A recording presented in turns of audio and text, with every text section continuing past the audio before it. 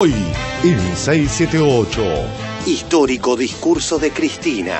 Las corporaciones versus las conquistas. El desacato dictado por el juez municipal Griesa. Nunca se ha llegado tan lejos en el disparate, ¿no? El desacato confirma lo que vengo afirmando desde hace tiempo. Qué casualidad. El desacato es justo el día anterior a que tenemos que hacer el segundo pago. Qué justo. La sentencia había sido justo cuando teníamos que pagar los vencimientos. El problema no es el dinero de los holdouts.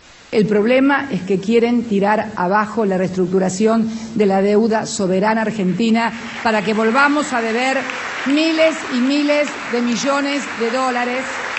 Y si para eso tienen que arrasar con soberanías, con respeto a normas internacionales, con respeto al derecho internacional, no tienen ningún problema, arrasan, como arrasan con todo en todas partes del mundo, pero luego se viste con los ropajes de grandes defensores de las leyes, del orden y de la democracia. ¿Qué sentiste, Alfredo, ayer cuando la escuchabas a Cristina? Mucha preocupación, ¿Por qué? Mucha bronca, yo diría indignación, porque es el discurso más inquietante y más peligroso de todos, porque es el donde más disociado aparece lo que dice la presidenta de lo que es la realidad cotidiana, de lo que es la verdad de las cosas. Dio vergüenza, la presidenta pronunció mal el Banco Itaú, dijo el Itaú, dijo la presidenta.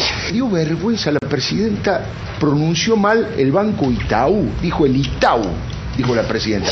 Están presionando sobre el tipo de cambio para que haya devaluación. Ya se trata de una dosis de relato casi endovenosa, ¿no? Que ya más no se puede aislar de la realidad y del sentido común. ¿Tendría que devaluar? Mire, es un camino ineludible. ¿Tendría que devaluar? Mire, es un camino ineludible. Hay sensación o versiones de evaluación, Bueno, el dólar a 15, para pagar la brecha vas a tener que devaluar fuerte, ¿Qué estarían proponiendo hoy en la Argentina? Devolver la competitividad al campo, así de fácil, los diferentes tipos de dólar que tenemos en el campo. Ahora, usted corregiría el tipo de cambio y además mire que en este momento Brasil está devaluando de manera bastante acelerada su moneda. Está cerquita la solución. Están presionando sobre el tipo de cambio para que haya devaluación. ¿Saben para qué? Para licuarle los convenios colectivos de trabajo que ustedes lograron con el aumento de más del 30%.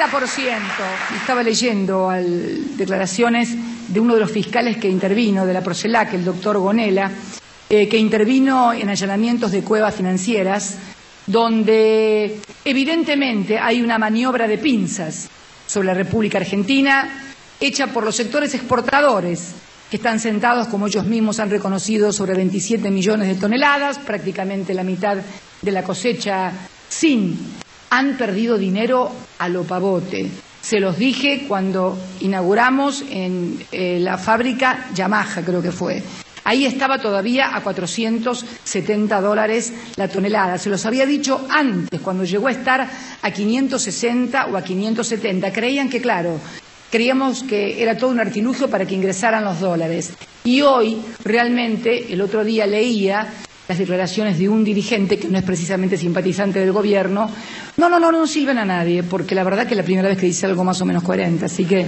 Bussi, por no liquidar la soja, los productores perdieron millones. El productor perdió, hasta podemos decir, el productor se equivocó o nos equivocamos haber retenido granos y no haber vendido hace 4 meses atrás. Digo, esto es objetivamente así. Pérdidas millonarias para los productores. ¿El campo está presionando por más devaluación?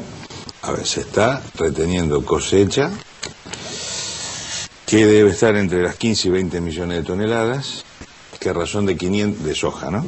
Que a razón de $500 la tonelada son 10.000 millones de dólares. 8.000, 7.000, 8.000 o 10.000. Conciencia cierta de que hay un retraso cambiario. Pérdidas millonarias para los productores. Escuchen la excusa que puso el presidente de la sociedad rural. Sin querer, un compañero de ruta lo deschavó. Ayer Cristina lo que dijo es que habían sido bobos, tontos, sonsos, aquellos que no habían vendido a tiempo la soja. Con el diario del lunes todos somos ganadores, ¿no es cierto? Nadie puede saber, nadie maneja lo que es el mercado de granos a nivel mundial y nadie puede saber a ciencia cierta. Supo al principio que subieran los commodities lo que iba a pasar ni que ahora iba a bajar. Había datos de la realidad objetivos que me imagino que ustedes conocían, sí, claro, como el caso de la cosecha rico de los Estados Unidos, que iba a terminar derrumbando el precio internacional. Se veía venir la caída de precios, se veía venir que iba a perder plata. Y nadie puede saber a ciencia cierta. Se veía venir la caída de precios, se veía venir que iba a perder plata. Cuando dice nos equivocamos, e hicimos equivocar a los productores porque les hicimos retener el grano y el grano va a seguir bajando. Ellos no vendieron la soja porque decidieron ellos vender la soja y ahora quieren recuperar su propio error a través de lograr una devaluación que les haga recuperar todo lo que perdieron por ineficiencia privada, impericia y yo diría hasta idiotez de muchos que creen todo lo que leen. Pero vos te crees que la gente del pueblo que no llega al 15 de mes, que está apretada en los colectivos, en los subtes y en el tren, que está desesperada por la inseguridad, realmente sí se va a poner el relato va a ser ese, señora, Mercedes, no. Realmente se va a poner el relato va a ser ese, señora, Mercedes. No. Lo de los autos, del encantamiento de los autos, y leí en un Twitter que hoy reproduje de un periodista muy conocido de un diario Ámbito Financiero, un diario especializado, donde reconoce que fue a una concesionaria a comprar un auto y no se lo quisieron vender especulando con una eventual devaluación. Tweets del periodista de Ámbito Financiero Carlos Burgueño. Procreauto. Finalmente es verdad lo que dijo Cristina. Las terminales encanutan los autos del Procreauto. Lo hace Peugeot, por ejemplo. Lo peor es que Peugeot te toma la reserva del modelo. Después no digamos que los privados son mejores que el Estado. El Banco Nación en una semana te aprueba si corresponde y liquida el préstamo. Las concesionarias se guardan los autos. Explicación de la concesionaria Peugeot sobre por qué encanutan los autos. Esperamos la devaluación para cobrarlo más. Dixie. Es esto de la eventual devaluación, lo que están jugando. Por un lado, los que no liquidan.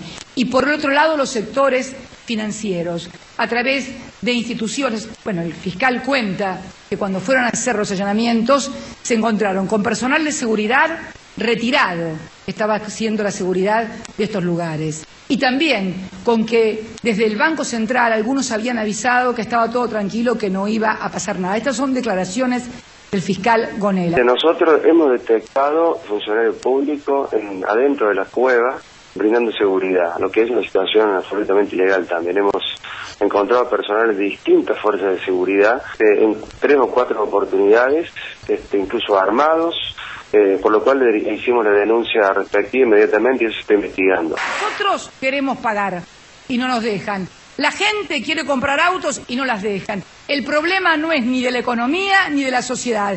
Está ubicado precisamente en algunos sectores concentrados de la economía que quieren, si se me permite, es la impresión que tengo, tal vez me equivoque, ojalá me equivoque, voltear al gobierno. Esto puede llegar a complicar la continuidad de la presidenta y buscar alguna clase de arreglo, adelantar elecciones. Yo no descarto nada. Tenemos que cambiar. Tenemos que sacar a esta gente. Voy a hacer todo lo posible para que eso pase. En diciembre del año que viene se tendría que entregar el mando la presidenta. Los tiempos nuestros no son los tiempos de los políticos. Quieren voltear al gobierno y hacerlo con ayuda extranjera además. No tengo ninguna duda de que esto es así. Y por una razón muy sencilla. Porque saben que soy la barrera infranqueable para que vuelvan a endeudar al país o para que se caiga la reestructuración de la deuda o para que se haga cualquier cosa con los trabajadores. Yo creo que este es el grave problema que hoy tenemos como gobierno, no un problema de la economía, es un problema esencialmente de proyecto político de país. Hasta el opositor Solanas reconoce lo siguiente. Hay sectores que quieren voltear al gobierno tan desgastados. ¿Kirchner? Seguramente que sí, porque en los tiempos que corren no hay ningún sector que sea de los fuertes que sea inocente. Yo creo que muchos movimientos desestabilizadores puede haberlos. Presionan con maniobras de especulación para licuar todo lo que se ha ganado en estos años, para licuar el poder adquisitivo de los trabajadores, para tirar abajo las convenciones colectivas de trabajo, porque vienen por eso, por las conquistas sociales, para que haya mayor ganancia y rentabilidad a partir de que otros ganen menos. Somos el primer país que se planta y que dice que no, y por eso también tenemos que saber que nos quieren escarmentar, porque somos un mal ejemplo.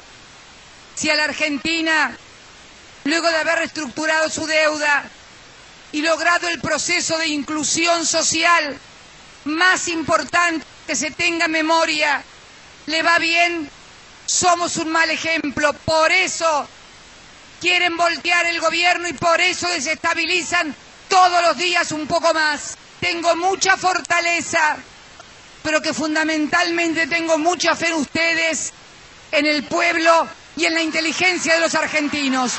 Gracias, muchas gracias a todos. Los quiero mucho. Gracias.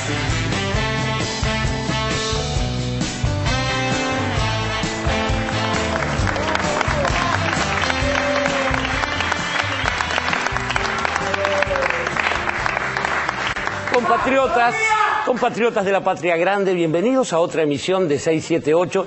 Y si efectivamente fue histórico el discurso de la Presidenta de la República, igualmente histórico es la novedad del día de hoy, que es la aprobación finalmente por 134 votos más el del presidente a 0 del nuevo Código Civil y Comercial de la República Argentina.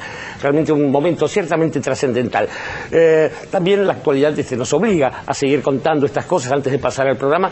El presidente del Banco Central, Juan Carlos Fábrega, ha renunciado y en su lugar va a asumir Alejandro Banoli, el ex titular de la Comisión Nacional de Valores. Y si quieren anticipación, además de actualidad, les digo que mañana, aquí en 678, mañana jueves a las 21 horas, va a estar el querido y laureado Adrián Paenza. Y ya que de Adrián se trata, finalmente voy a presentar a nuestro invitado de hoy. Bienvenido, Adrián Grana. ¿Cómo estás? Les cuento, Adrián Grana es diputado de la provincia de Buenos Aires por la primera sección electoral y es el titular del bloque de legisladores de la agrupación Nuevo Encuentro. Fue presidente del Consejo Deliberante en Morón, allí ha implementado medidas de transparencia en la gestión y grandes líneas de participación ciudadana, y por supuesto es referente nacional de Nuevo Encuentro, la fuerza que conduce Martín Sabatella, un hombre profundamente moronense, hincha genético del Racing, pero con el gallito en su corazón, supongo también. Bueno, vamos a lo nuestro, querido Adrián. A ver, estamos viendo esta forma, esta especie de combate histórico, corporaciones versus conquistas sociales. ¿Cómo lo ves? No, la verdad que ayer tuve la suerte de presenciar en vivo el discurso de la Presidenta y en principio lo de discurso histórico está sumamente bien puesto, porque el desarrollo de cómo y de por qué se están queriendo hacer las cosas que están queriendo hacer desde adentro y desde afuera del país, vinculando directamente a la necesidad de la apropiación de los sectores más concentrados de la economía, de la apropiación de lo que se ha ganado en estos años en las paritarias, la recuperación de esta lógica por parte de la derecha de volver al ajuste, de empobrecer a nuestra gente, a nuestro pueblo. Cómo fue explicando todo este desarrollo, cómo lo fue vinculando con las acciones de un juez municipal de Nueva York, que es Griesa, cómo se ha ido desarrollando eso. Yo creo que es histórico y es aleccionador, porque permanentemente nos muestra y nos esclarece al conjunto de los 40 millones de argentinos de cómo son los movimientos de estos señores, que después se muestran preocupados sus comunicadores por el discurso de Cristina.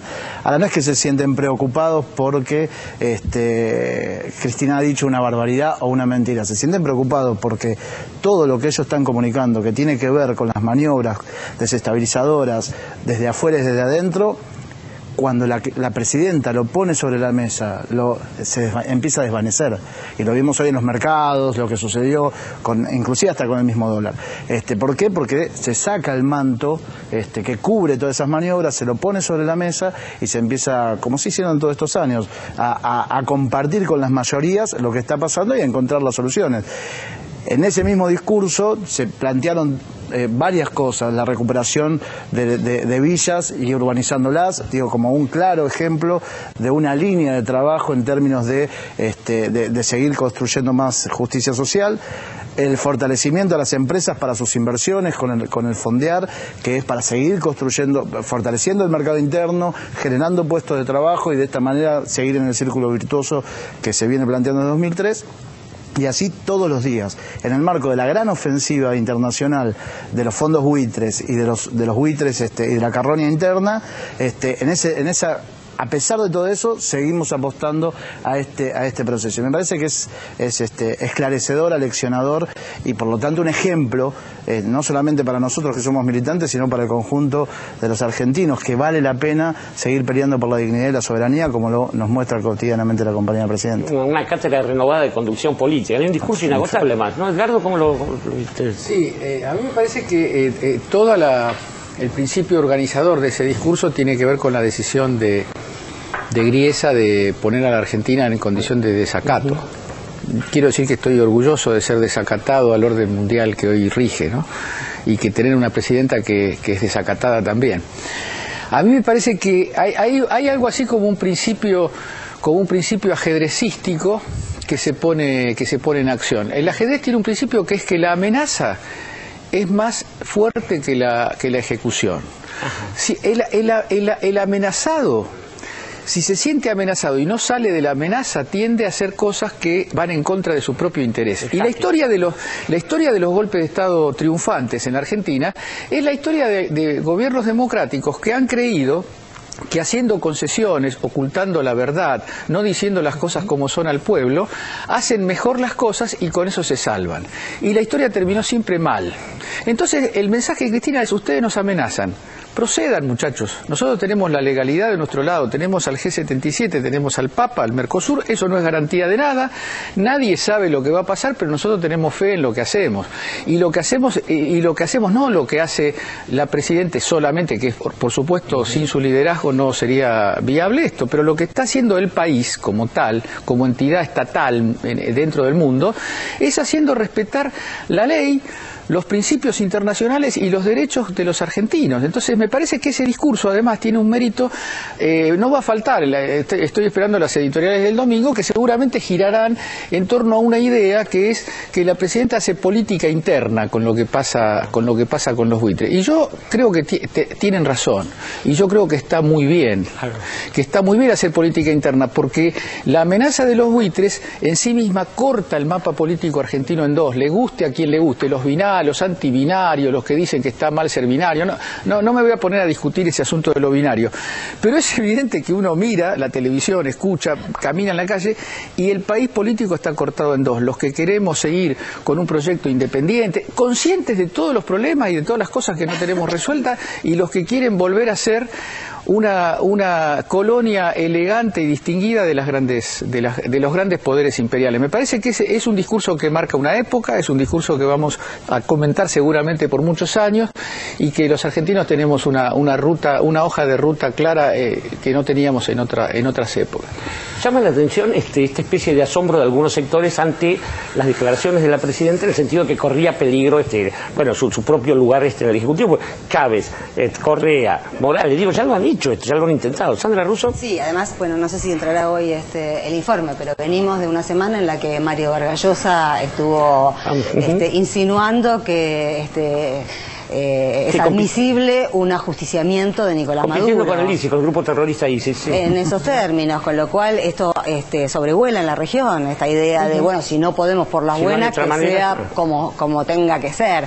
A mí no deja de sorprenderme realmente el discurso y las respuestas de los que aparentemente desde una posición más civilizada son absolutamente bananeros, ¿no? Porque seguir pensando que uno no puede criticar a Estados Unidos o correrle la escenografía, porque yo creo que la ofensiva política del gobierno argentino desde que empezó el conflicto con Griesa en relación a Estados Unidos ha sido ir corriendo la escenografía, y desde que el caso estaba en la Corte del Segundo Circuito y Estados Unidos y el presidente Obama tenían la ropa de cordero y se presentaba como amicus curiae, estaba todo bien, y se saludaban en las cumbres, etcétera, hasta después, desde La Haya, pasando por la Corte Suprema, pasando por haberle recomendado el Departamento del Tesoro al FMI que tampoco respaldara el país, se fue corriendo la escenografía y terminamos con el encargado de negocios de la Embajada Norteamericana en la Argentina hablando de default, que eso es operar políticamente y entrometerse en asuntos internos.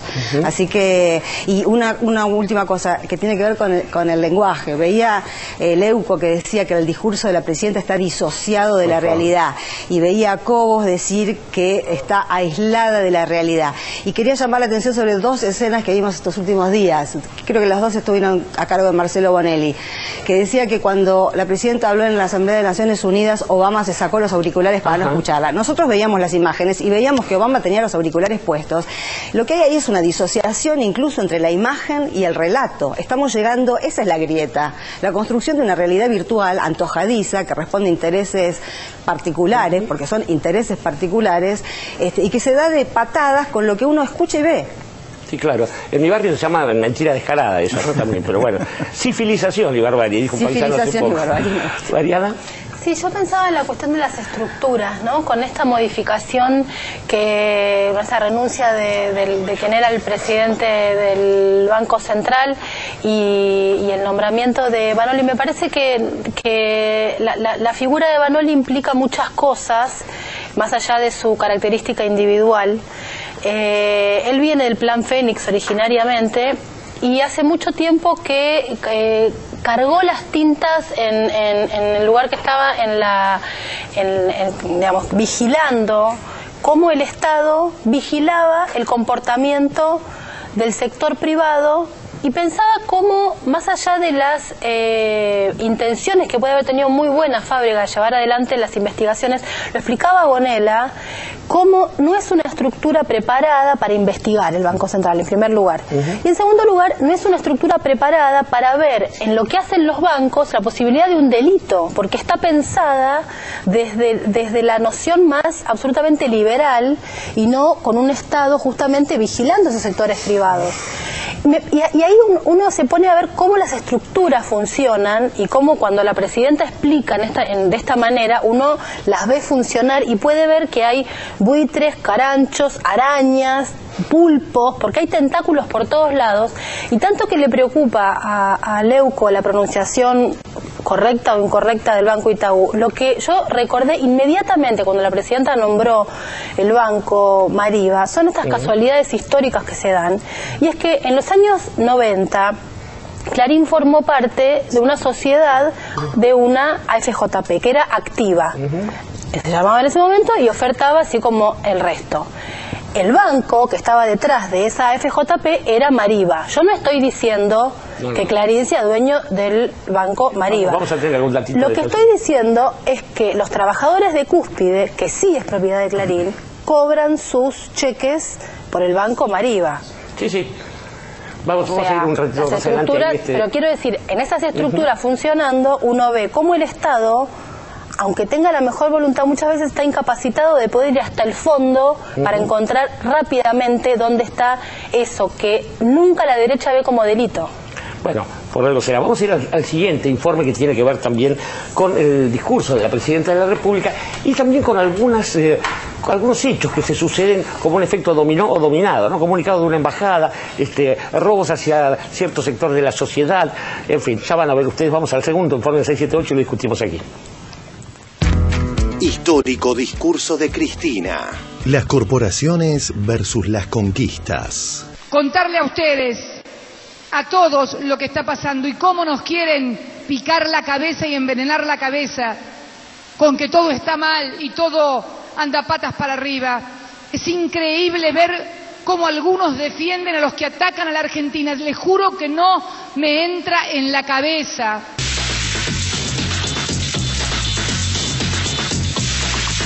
La pulseada con Estados Unidos continuó con nuestro siguiente personaje, el canciller Timerman, que pasará a la historia como el hombre que les revisó un avión a los yanquis. Ay, ay, ay, ay, ay, amigo. Ay, ay, ay, ay, ay, amigo. Yo me opongo a que esto se lo llame buitres, porque hay montones de tipos que de buena voluntad compraron deuda argentina para ahorrar. No me entra en la cabeza que haya argentinos que se pongan del lado de los que quieren arruinar al país. Ya no utilizan misiles utilizan golpes de mercado, golpes económicos, golpes de especulación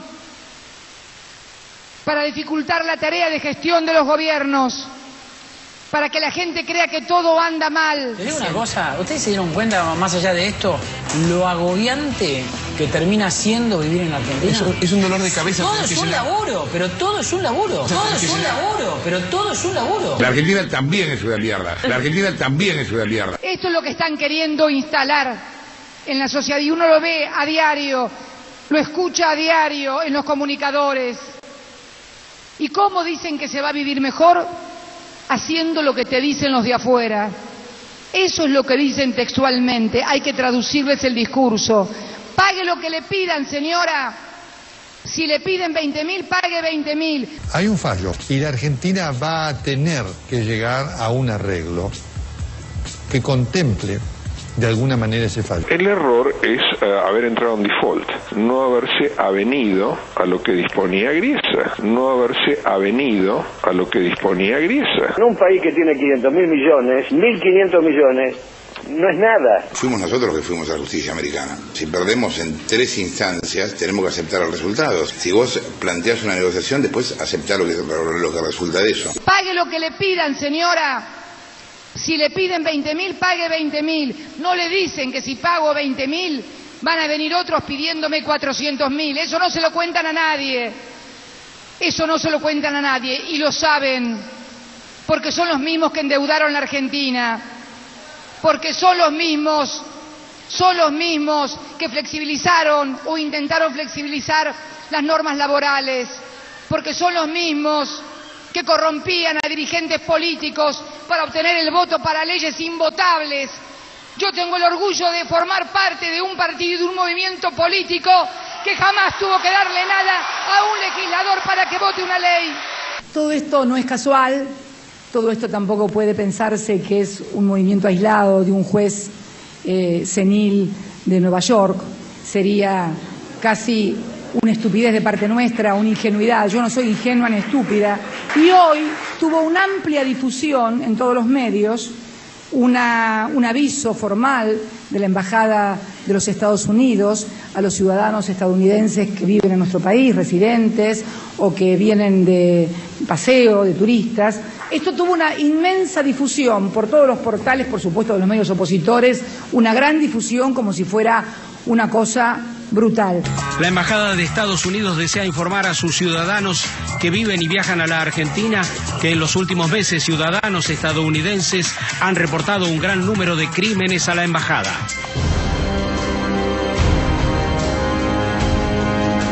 Yo les quiero contar algo. Desde el mes de septiembre, desde el 10 de septiembre a la fecha, el Departamento de Estado ha cursado más de 50 cartas en distintos países del mundo, en 50 países del mundo. Lo hicieron en París, no publicó nada Le Monde, tampoco publicó nada en ningún diario. Acá lo pusieron en forma genérica, lo hicieron desde la embajada, sin apuntar a ningún hecho, va a haber una manifestación en tal parte, tenga cuidado, no. Habla textualmente, dice en una parte, y viven en Argentina, dice... Mientras que los crímenes ocurren en todo momento del día y la noche, estos son significativamente más frecuentes después del anochecer. Realmente él plantea a los ciudadanos americanos como si acá viviéramos en la peor época del Far West. Hablamos con extranjeros, mirá. ¿Sienten que Buenos Aires es una ciudad insegura? No. No siento. ¿No? Segura, sí, segura. ¿Segura? Segura, pero para mí sí. En la calle Florida tienes que fijar mucho alerta con los celulares, cartera, dinero, esas cosas. ¿A ti te han robado, mi amigo? Acá no, solamente en Brasil. Brasil está muy inseguro también, ¿no? Muy inseguro, muy. ¿Más Brasil o más Argentina? ¿O los dos? Mucho más Brasil. Me parece que está siendo un poquito exagerado. No. Me parece que está siendo un poquito exagerado. No, sí. ¿No? Mucho más. Mucho más Brasil. Seguramente el señor que redactó esto, que ya sabemos que es el que nos anunciaba el default. Al encargado de negocios norteamericano, a Kevin Sullivan. Sullivan había dicho la Argentina tiene que hacer un esfuerzo para salir del default. Seguramente el señor que redactó esto, que ya sabemos que es el que nos anunciaba el default, pensó, bueno, ahora la provoco, la hago enojar y entonces seguramente van a cumplir y van a echarme del país y van a hacer toda una escalada. No, no lo vamos a echar del país a nadie, porque no acostumbramos a echar a nadie. Es más, ya lo conocemos, ya sabemos quién es. Si por ahí lo echamos, viene otro que no sabemos quién es y tienes un problema doble. Curiosamente, al día siguiente del comunicado de la Embajada de Estados Unidos, los medios hegemónicos de aquí tuvieron oportunidad de regodearse con el secuestro express a un estadounidense que vive en Argentina. En un intento de robo secuestraron a una autoridad de la iglesia mormona. Es un ciudadano norteamericano. El hecho empezó en Ciudadela, terminó en la capital federal, donde fue liberado. Algunos se preguntan en las redes sociales por el hilo conductor trazado a partir del asalto a un turista que vive en Estados Unidos que casualmente filma el hecho, el debate que inmediatamente se instala, el asaltante que no es detenido y concurre a un canal opositor, el comunicado de la embajada y el secuestro express al día siguiente a un estadounidense. Y siguen preguntándose estos de las redes sociales, ¿por qué siempre en tiempos preelectorales o ahora que instalan el debate de inseguridad se suceden los robos a famosos? Bueno, vamos a hablar de los asaltos, ayer el Turco Naim, el doctor Cormillot, Lore Maciel. La verdad que es impresionante. Porque durante el Mundial, por ejemplo, no asaltaron a ningún famoso.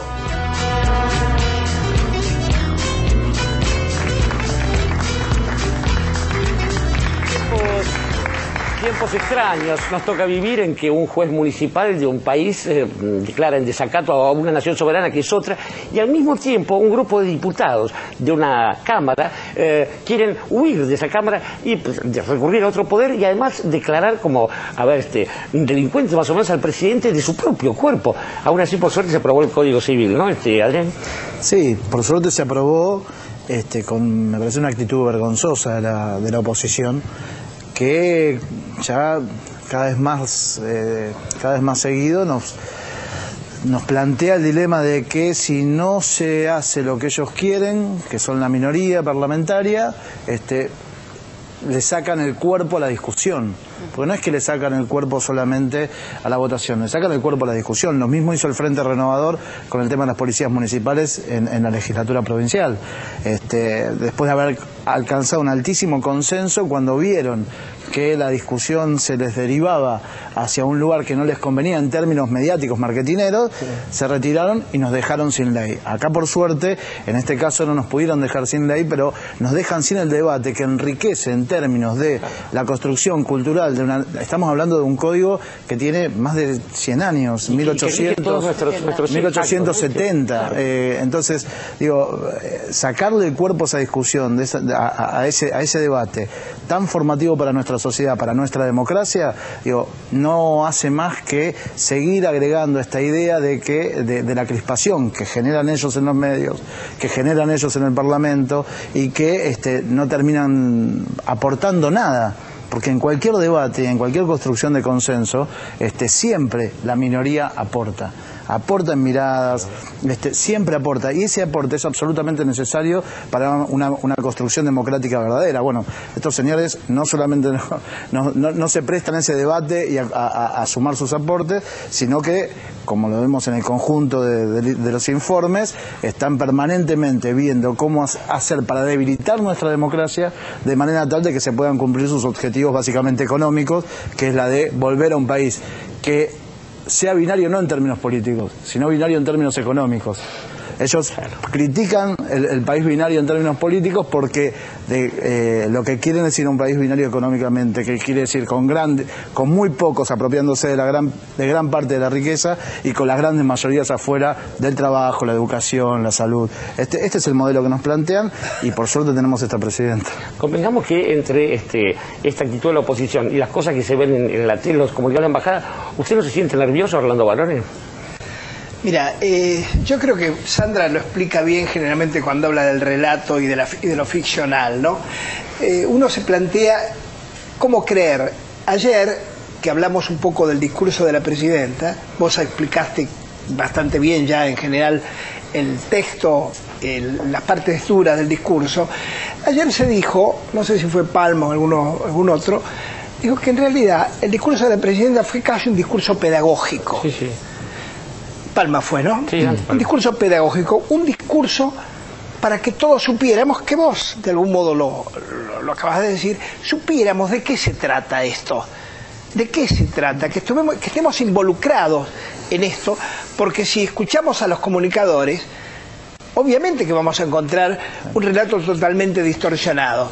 Y yo creo que hay una parte de la sociedad que puede estar cautiva o cooptada por ese discurso, pero hay otra parte de la sociedad. Tampoco tenemos que ser tan presuntuosos de creer que uno es inteligente y se da cuenta y que los pueblos no son inteligentes, porque esa es una pretensión, me parece, intelectual en la que no coincide con nuestro gusto por lo popular.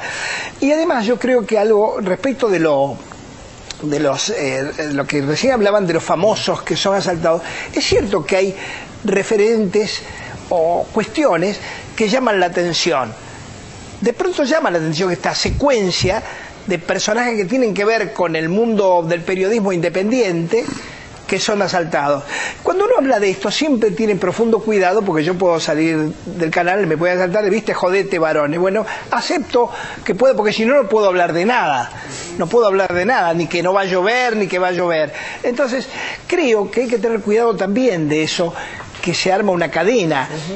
¿Por qué? Porque la autorreferencia de un conocido del público es una autorreferencia muy eficaz.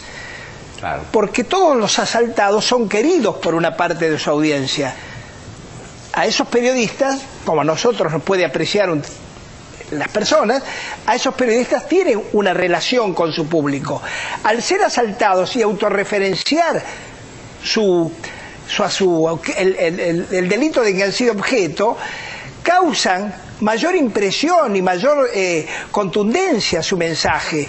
No es lo mismo que se ha asaltado un señor X que un señor conocido. Y esto creo que hay que tenerlo en cuenta, no sabemos por qué, pero hay que tenerlo en cuenta esto. Y una cosa que quiero aclarar, decir, esta es una ironía totalmente desajustada, pero pensaba esto, me enseñaron algunos economistas a pensar esto, por lo cual es esto: si los especuladores de la soja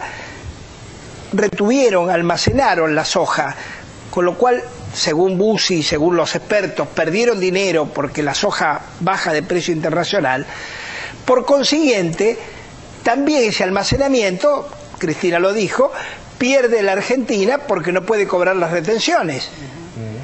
La pregunta es, ¿y si cobramos las retenciones y dejamos que sigan almacenando el grano? Cobramos las retenciones por anticipado, porque yo no tengo interés en especular con mis retenciones. Las retenciones son de nosotros, del pueblo. Te vas a asustar en serio, mirá, no distingue la simplemente es una idea. Las retenciones que las paguen y que sigan especulando con el grano almacenado. Me parece interesante rescatar, querido compañero Orlando Barone, que cuando Mariana le pasó un episodio de inseguridad, no reaccionó volviéndose fascista súbitamente. Y eso también es apreciable, ¿no? Y me parece lo siguiente, porque la verdad es que todos lamentamos cualquier circunstancia horrible que tenga que pasar cualquier ser humano. Yo lo escuchaba a Coco Silly, que tuvo un secuestro virtual, y él la verdad es que se preocupó mucho, mostró su tremenda preocupación por lo que, pensando que podía ser su hija la víctima. Y la verdad que después estuvo en una entrevista con Real y Real le preguntó, ¿no te salió el monstruo así? Y él dijo, no, yo por un hijo sé que mato, pero al mismo tiempo, digamos, puso las cosas en su lugar. Y me parece que la gran diferencia no es el delito del cual uno es víctima. La diferencia me parece que es lo que pasa con posterioridad. Y con la agilidad de la persona, Mariana. Y por eso digo, una víctima no puede ser consultada para ver qué se hace pero, con la víctima. pero incluso suponiendo eso, que eso en todo caso es una discusión que yo coincido con vos respecto de qué hay que hacer con un micrófono. Lo que me parece que lo que uno no hacemos desde acá, que es un espacio de referencia en este tipo de cuestiones, es lanzarnos como perros hambrientos a la víctima y decirle qué suerte, qué te pasa. Nunca hacemos eso, al contrario, hay una cosa de solidaridad, porque cualquier persona que la pasa mal por la circunstancia que sea, bueno, uno no quiere eso. Esa me parece que es la gran diferencia, que eso es lo del amor y el odio que uno tanto dice, no es un eslogan, es todo aquel que pase por eso, bueno, uno lo que quiere es que pueda recuperarse, que esté mejor, que pueda estar con sus seres queridos, recomponerse y que ojalá no le vuelva a pasar. Yo no recibí eso, recibí odio del otro lado. Me parece que esa es la diferencia. Me resuena la frase de la presidenta del otro día, lo único que no hay que hacer con un caníbal es comérselo, ¿no? Sí, claro. A mí me quería retomar un poco lo que decía Adrián en relación a la oposición, ¿no? Porque me parece que a veces se nos escapa que dentro de un esquema general que permanece hay etapas en las que ciertas cosas se agudizan y saltan en calidad. Lo que está haciendo la oposición ahora, básicamente, se puede leer de dos aspectos. Una, nada con el régimen. Es decir, prepararse para el cambio de régimen y dejar claramente las huellas digitales en que nosotros no le reconocimos legitimidad al régimen. Es un régimen, por supuesto, muy particular, con elecciones libres, con libertad, pero la doctrina Carrió, que es una persona que como líder no tiene demasiada expectativa, pero como provocadora de situaciones y de argumentos, a veces un poco alocados, pero hay que reconocer efectivos en la política, es la idea de que no hay un mundo a compartir entre los que gobiernan y los que se oponen. Y la otra cosa que está haciendo la oposición es darle argumentos a los enemigos del país. Griesa dijo... La presidenta no lo usó esto, pero lo dejó claro de todas maneras. Griesa dice en el argumento en relación al desacato que el tema del pago soberano de la Argentina no es una cosa que aprobó el Parlamento, es una iniciativa del Poder Ejecutivo. Por supuesto, así dicho, es sencillamente mentira y síntoma de ignorancia imperial. Los imperialistas suelen ser ignorantes porque en el dominio del mundo se les escapan los matices y las verdades particulares. Tienen las verdades universales y se les escapan las particularidades. Pero ¿qué está diciendo Griesa? Griesa está diciendo la oposición, la Argentina está partida en dos y nosotros somos amigos de la Argentina que hoy es minoría y la que va a ser mayoría en el 2015. Y la Presidente toma eso como los buenos especialistas en taekwondo y en otras disciplinas orientales y capitaliza la fuerza del adversario. El discurso de ayer es un fuerte discurso político hacia adentro, es un discurso político, miren muchachos, de lo que se está hablando es esto. Ustedes van a tener que terminar haciendo campaña hacia el 2015 para defender a Griesa, para defender a Singer, para defender a Obama, y nosotros vamos a defender lo que siempre hemos defendido, nuestro discurso. Me parece que es...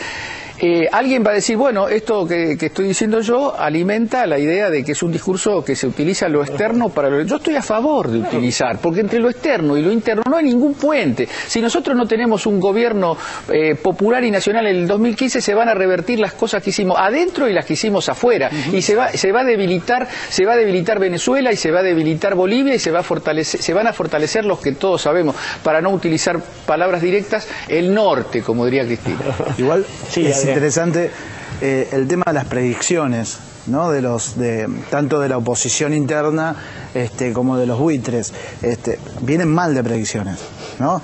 Vienen diciendo que la Argentina vienen diciendo que la soja, guardemos la soja que vamos a venderla más cara, especulemos y se les cae el precio de la soja terriblemente, y vienen diciendo que va a cambiar de signo el gobierno en Argentina en 2015. Lo digo, más allá de lo que pasa en los estudios televisivos, es recomendable que tanto comunicadores de la oposición como dirigentes de la oposición recorran el país, recorran los barrios, recorran los lugares, porque digo, un gobierno en retirada no tiene las demostraciones de afecto popular en cada uno de los lugares donde se presenta como los viene teniendo. No llena estadios, no llena plazas. Un gobierno en retirada no puede ir a ninguna provincia y que pasen las cosas que pasan, como cada vez que Cristina va Cristina o algún otro funcionario. Entonces digo, ojo con las predicciones de la oposición, y empecemos también, digo, esto me parece que Cristina lo planteó muy bien ayer también en el discurso. Organicémonos, salgamos a dar el debate, discutamos en los barrios, discutamos en las fábricas, en las escuelas, discutamos con nuestros vecinos, mostremos la otra cara de la moneda, la otra mirada del país que tenemos nosotros, la mirada del amor, la mirada de la construcción, la mirada de la solidaridad, porque se van a llevar una gran sorpresa, también electoralmente. Lo que decís, Grana, a veces uno debe hacer una introspección, en el sentido que a veces de tanto mirar esos informes negativos, uno no se da cuenta, y a veces atravesado por esa misma negatividad de burbuja capitalina, y no responde a eso que vos hablas de territorio de la patria grande, digamos. A veces hacemos la aclaración que recibe el receptor, digamos, valga la redundancia, del mensaje. Y lo que vos decís crea expectativas realmente notables, no solo por las veces que se ha reunido las masas populares, el oficialismo. Ustedes van a hacer un acto ahora dentro de poco, y seguramente eso va a mostrar una militancia permanente, ¿no? Sí, aparte porque no se pueden acostumbrar a que los liderazgos perduren después de los mandatos presidenciales.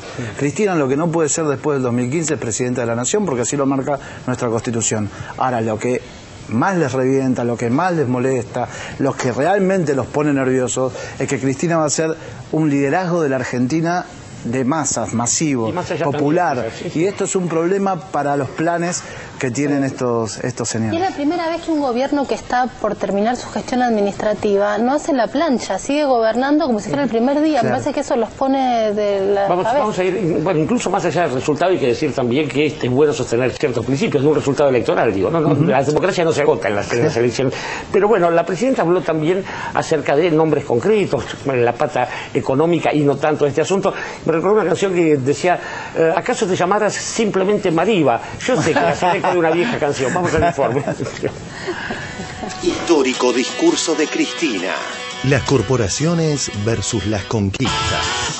En lo que va del año 2014, el famoso contado con liqui ya movió 27.400 millones de dólares y en los bancos 10.000 millones de dólares. En total, más del 10% del total de todo lo que se movió en el mercado de cambios. ¿Cómo hacen? Simple. Utilizan los títulos para utilizarlos en el mercado cambiario, algo absolutamente ilegal. Compran en pesos los dólares, los sacan afuera en el contado con liqui, los títulos los hacen dólares y los vuelven a entrar al país, y así hacen la bicicleta. Nos encontramos con que una sola sociedad de bolsa ha negociado el 43% del mercado del contado con liqui. Una sola sociedad de bolsa, Mariva, que además son, yo digo los hermanitos Mariva, porque uno es sociedad de bolsa y banco. Y la propietaria de Mariva es un 84% el banco y el otro 14% es el hijo del dueño del banco, de apellido Pardo. El Banco Mariva, que apuntó ayer la presidenta, ¿quién lo preside? José Luis Pardo, amigo de Eduardo Duhalde. ¿Qué te pareció el discurso, Eduardo, de ayer de la presidenta? Cristina, con todo derecho, ha decidido llevar la política de Venezuela, ¿no? Lo mismo que ella hace, lo ha hecho ante Maduro. No se intentó ninguna negociación seria, porque se busca el tema de la pelea, el impacto, ¿no? La caracterización. No que falta que salga a Plaza del Mayo y que venga el negrito. No que falta que salga a Plaza del Mayo y que venga el negrito. En un país que tiene 500.000 millones, 1.500 millones, no es nada. Vos lo que harías es pagar que caiga la cláusula Rufo y endeudar a las próximas 3 generaciones en 500.000 millones de dólares. En un país que tiene 500.000 millones, 1.500 millones, no es nada. José Luis Pardo, amigo de Eduardo Duhalde, tiene acciones del Grupo Clarín, el Banco Mariva y José Luis Pardo en particular, y quedó involucrado en una denuncia de la UIF por lavado de dinero que apunta a Ernestina Herrera de Noble, del Grupo Clarín, por aquella venta que hizo Clarín de acciones a las AFJP. La vinculación Duhalde-Magneto, Juan Carlos Pardo, dueño del Banco Mariva, compañero de Platea, el expresidente Duhalde, digamos, no hay mucho más que averiguar, ¿no? Banco Mariva, dueño del 10% de las acciones del Grupo Clarín. En algún lado la tuvo que poner el expresidente, pues. No creo que la tenga abajo del colchón.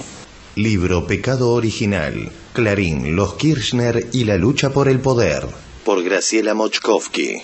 Un chiste que circuló entre los políticos y empresarios durante el período electoral que llevaría de Duhalde a Kirchner contaba que el dueño del Banco Mariva, Chicho Pardo, le había preguntado a Magneto por qué no se presentaba él como candidato a presidente, y que éste le había contestado: ¿Por qué querés que pierda poder? Sonó usted muchas veces vinculado con ese banco, como que el Puente sería un amigo suyo. Yo quiero saber de su boca cómo es esta relación con, le cuento. con el Banco Mariva. Le cuento. La amistad que yo tengo con Pablo tiene que ver con el Club Banfield, somos hinchas de Banfield. Fines de los 90...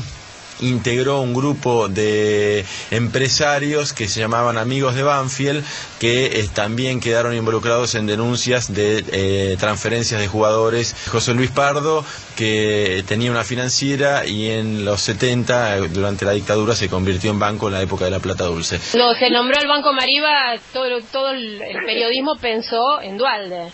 Yo le quiero contar una cosa, ¿no? Respecto de Duhalde, tengo cierta inflamación testicular. Acá no hace falta ninguna ley para investigar esto. Basta con que la Comisión Nacional de Valores, en ejercicio de las facultades de la nueva ley de mercado de capitales, examine junto con la AFIP cuáles son los negocios que hacen estas sociedades.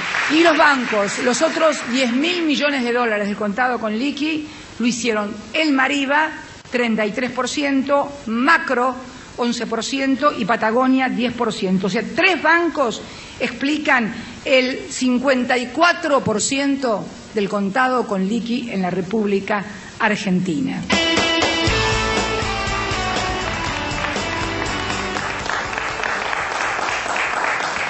Bien, Dios te salve Mariva, porque la justicia me parece que no, pero Adrián Grana, digo, parece que cuando un jefe de Estado dice más bien vagorosamente algo, es una acusación, está mal. Ahora, si dice con nombres y apellidos estas cosas, está mucho peor, ¿no es cierto? Pero claro, porque digo, parece reiterativo, pero es permanente esta lógica de, primero, no querer llamar las cosas por su nombre. Esto es una cuestión histórica ya. Cada vez que hubo confrontación entre los intereses de los sectores populares y los intereses concentrados de la economía, siempre se la disfrazó de otra cosa en nuestra historia.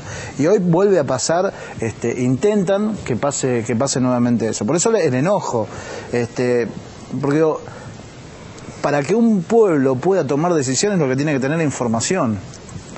Y bueno, este programa ha tenido todo un ejercicio de esa información para que podamos ir conociendo lo que pasaba. Bueno, la presidenta está haciendo eso, nos brinda la información de cómo son cada una de las maniobras desestabilizadoras en términos económicos para terminar con este proceso político antes de tiempo, porque si no lo hacen antes de tiempo, tienen un problema serio en términos electorales.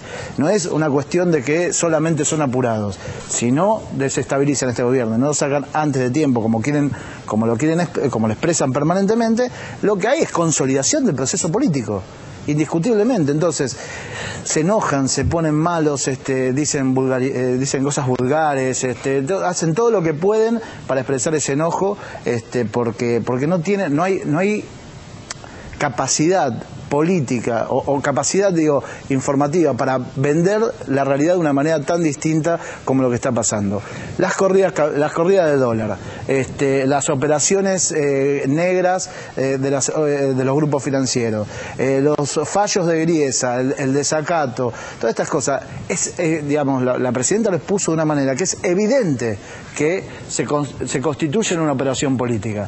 Esa operación política se corre el velo, la presidenta le dice a los argentinos, esto es lo que está pasando, de esto tenemos que cuidarnos, porque vienen, ¿por qué? No vienen por la presidencia, no vienen solamente, vienen por las conquistas. Y este me parece que es el elemento que nosotros tenemos que, como decía en el informe anterior, salir a discutir y a contar y a conversar y a construir con la ciudadanía, que es, vienen por lo que hemos ganado en estos 11 años. Bien, Edgardo. Yo le quería preguntar a Adrián qué van a hacer el sábado. ¿Qué vamos a hacer el sábado? ¿Qué vamos a hacer? Yo creo que es importante y yo me puse muy contento con el acto de Levita, con el acto de la Cámpora, donde se mostraba organización política, se mostraba esto y entendíamos que nosotros también podíamos ayudar y aportar en este sentido, que es mostrar la construcción y la adhesión del kirchnerismo en términos políticos. Nos parece que es muy necesario y cada día más por ese llamado que nos hace también la presidenta, es cada día más mostrar que somos una fuerza política, con extensión territorial, que el kirchnerismo existe, es una cosa que no es ni un relato ni una imagen televisiva, sino que se ha corporizado y tiene una forma y asume responsabilidades inclusive de movilización y está ahí.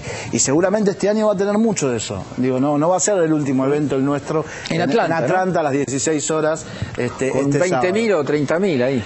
Vamos a ver mucha gente. Diputado bonaerense por Nuevo Encuentro, agrupación que está incluida también en Unidos y Organizados. Vamos a ir a un corte de 678 y ya volvemos.